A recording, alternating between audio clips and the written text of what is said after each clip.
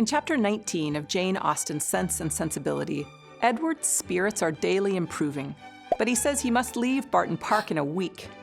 Elinor blames Mrs. Ferrars, an easy excuse since she knows little about Edward's mother, and she's more generous about his leaving than Willoughby's.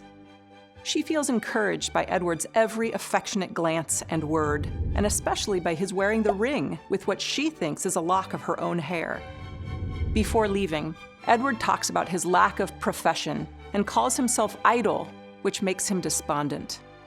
After Edward leaves, Elinor keeps her grief private as she tries to decide rationally whether he loves her. One morning, the Middletons and Mrs. Jennings bring the Palmers, Mrs. Jennings' other daughter and son-in-law, to their cottage. Elinor, Mrs. Dashwood, and Margaret receive them. Charlotte Palmer is short, heavy-set, and enthusiastic, the opposite of her older sister, the icy, cool Lady Middleton. She admires the cottage while her husband, a fashionable man in his mid-20s, remains aloof. The pregnant Mrs. Palmer takes pleasure in her husband's inattention. She and Mrs. Jennings chatter together, and their frankness annoys Lady Middleton.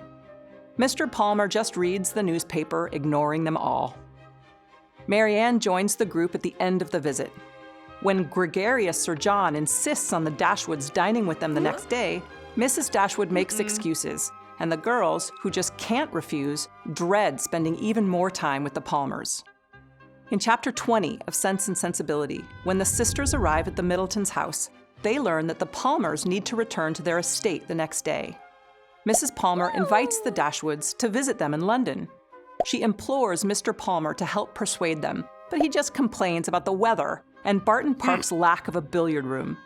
Mrs. Palmer teases her husband for his lousy mood, and the couple argues about the distance from their estate to Combe Magna, intriguing Marianne.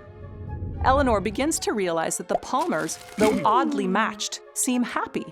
She's overly bubbly and a social butterfly. He's dour and has serious political ambitions, but somehow their marriage works. Mrs. Palmer again asks the Dashwoods to visit. Elinor probes to find out what Mrs. Palmer knows about Willoughby. Mrs. Palmer doesn't know him personally, but heard from Colonel Brandon that Willoughby and Marianne are engaged. Or at least, when she asked Brandon about the engagement, he looked as if he knew it to be true, and that was enough for her.